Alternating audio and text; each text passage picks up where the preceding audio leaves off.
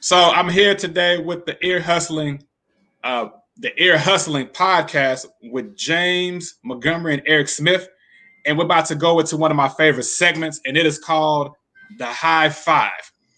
And so today I challenged James and Eric with making a list of the 5 most underrated professional players who played in Detroit, and they're going to present their list right now. Awesome. You want me to go first, Eric, or you want to go? Yeah, you know what? You can go first. You know, age before beauty. I'm sorry, beauty before age. All right, my 5 in no particular order. I just went to top 5. Number 1, I got Bob Lanier. Bob Lanier is an underrated big man. In 9 years, he averaged 22.8 points a game, 12 rebounds, 3.3 assists, and 2.1 blocks. Those are great numbers.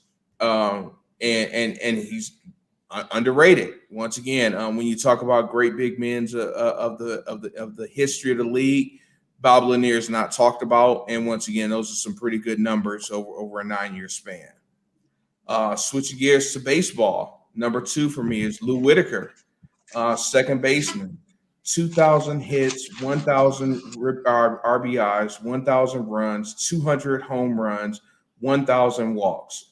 Only 3 second basemen have ever done that in the history of the league, him being one of them. Number 3, Vinnie Johnson. Vinnie is an instant scorer. Off the bench, dude could have went anywhere, played anywhere, and been a starter. Not only was he a point guard and instant offense, he ranks number 8th all time in the Detroit Pistons organization in rebounds. 8th. You're talking about, think about some of the guys, 8th. You think about some of the players that were paid to rebound. Bill Laimbeer, Dennis Rodman, Andre Drummond, Greg Monroe. You know, some of those guys, and he ranked 8th as a point guard in the Pistons organization. Definitely underrated for me. This next one, number 4 for me, is a combination, and that's Lomas Brown and Kevin Glover. Okay. They were an integral part of that offensive line for the Lions in the early 90s. Blocking for Barry Sanders. Lomas Brown said several times that blocking for Barry Sanders was real hard to do. You know, the play is designed to go right. You think you're going to take the play off. Next thing you know, Barry's coming up on your hind end because he switched gears, switched directions. Those guys were definitely underrated. 8 of Barry Sanders' 10 seasons, they blocked for him that Barry ran for 1,000+ yards. Last for me, this was a big one. This was kind of a surprise. You think about running backs in Detroit. Of course, you think about Barry Sanders. You think about Billy Sims. Eric, you're old enough. You know, we're much older than Al. Absolutely. I'll be honest. Hardcore Lion fan. I said it once. I say it again. I honestly, truly thought that we went from Billy Sims to Barry Sanders, maybe a year, maybe 2 in between. Couldn't think about who the running back was between them. Well, in Billy Sims, while he played with Detroit, we drafted a fullback, James Jones. He was supposed to block for Billy Sims. He ran for 6 touchdowns, 475 yards in Billy Sims' rookie year. The next year, he caught 77 passes, which was 7th in the NFL. He was a fullback. He scored 8 touchdowns that year. The following year, Billy Sims got injured, so James Jones took over the starting job, 866 yards. The next year, 903. And the next year, in those 2 years both, he had over 1,000 yards or all-purpose yards. I definitely think he was underrated. We don't talk about James Jones. I forgot about James Jones. I forgot he even was a starter for us. So I think that's definitely someone that was underrated in Detroit sports history. That's my top. All right. You know what? That's a hell of a list, James. Thank you. Some of those folks I forgot about. I did have Sweet Lou, so I think we'll start out with Sweet Lou. So Lou Whittaker and Alan Trammell numbers are pretty similar. I think Alan Trammell just got elected to the Hall of Fame. Lou Whittaker has not. So I think that he's definitely underrated. If it was not for Lou Whittaker, then the 1984 Tigers would not be the 1984 Tigers, because Lou had range. Lou could hit. Lou was fast. I think Lou was like a 4 or 5-time All-Star. So he definitely has Hall of Fame numbers. Why he's being blackballed, I have absolutely no idea. So Lou Whitaker is definitely on that list as far as underrated players. I'm surprised you didn't bring this guy up, James. One of your favorites, Johnny Morton, or the Detroit Lions. I think that Johnny Morton definitely was very underutilized because Johnny Morton, and we had Brett Perryman too. So we had 3 dog wide receivers. But because Johnny Morton was so good, you couldn't double Herman Moore. If you doubled Herman Moore, then Johnny Morton, he torched you. Johnny Morton also blocked. Johnny Morton in his own right was a multiple-time, NFL All-Pro player. But, people think about the Calvin Johnsons and the Herman Moores, but nobody mentions Johnny Morton. So definitely want to send some love out his way. During that championship run when the Pistons made, when they had, Sheed and Tayshaun, Ben, Rip, and Chauncey, coming off the bench was Corliss Williamson, 6th man of the year that year. Yeah. Very, very underrated. But you know what? Corliss could guard. He could guard like 3 positions. He could guard your 3, your 4, and then he was an undersized 5. During the NBA Finals, when the Pistons were rotating folks in and out, and I think Eldon Campbell might have gotten foul trouble, they actually had Corliss Williamson, on Shaq. Shaq had he couldn't just move Corliss out of there.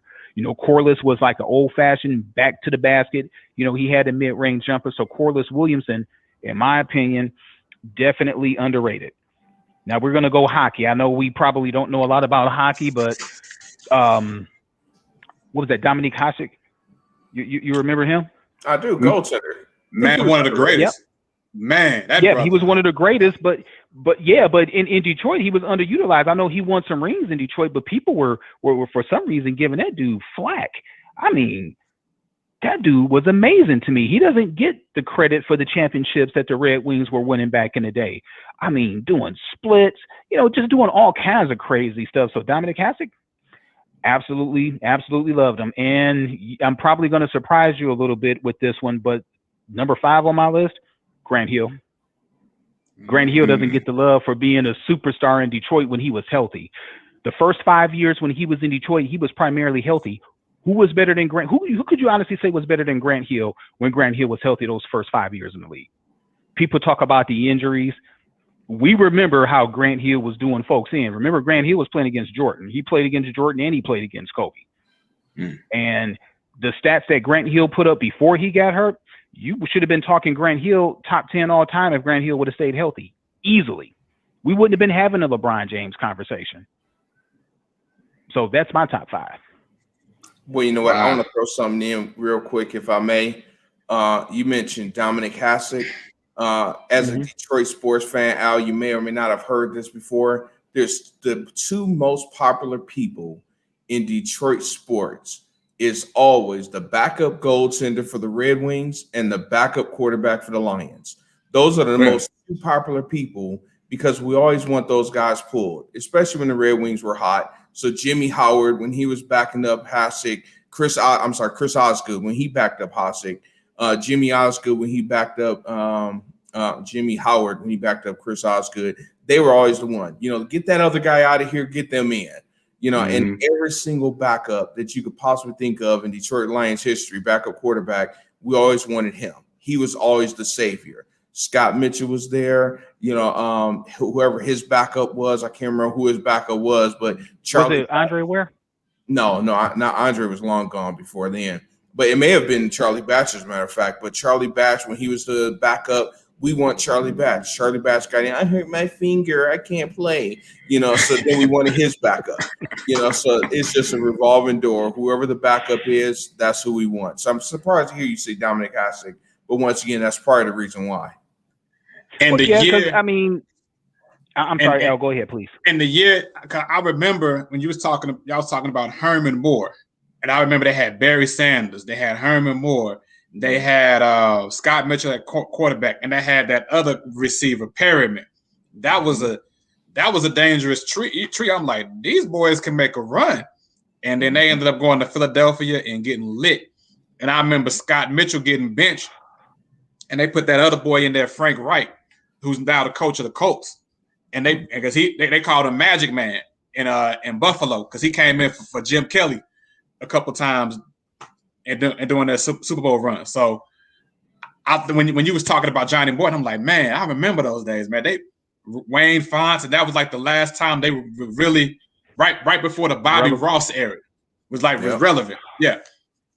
Yep. The good old days, man. Let me borrow a quote from an old Biggie song that Frank Wright need to be spanked right for setting traps. They brought that cat into Detroit to quarterback, and I think he holds like the interception record for most interceptions thrown in a game. I think he had like 7. Man.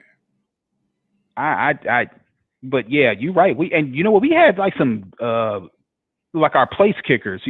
We had Jason Hanson and Eddie Murray, 2 of like the best kickers ever in the league. So man, our squad, special teams with the Lions, we always had like a good like punt returner or a good kick returner. Yes. Oh, great. Why we couldn't put the pieces together, I have no clue. But yeah, you're right. Wayne Fonts was our best chance of winning the championship. And Jason Hanson, I remember him. I'm like, dang, he been there forever. He was there like 20 plus years kicking. Yeah. And I think is y'all kicker now, Matt Prater? Is that y'all kicker now? Gone. Yeah, he's gone. He gone. Oh, yeah. He just signed somewhere else free agent this year. Oh. Yeah, we felt the same way. We were like, damn, that hurt me more than Stafford leaving, to be honest. Like, damn, we lost Prater? Oh. Man. All right then. So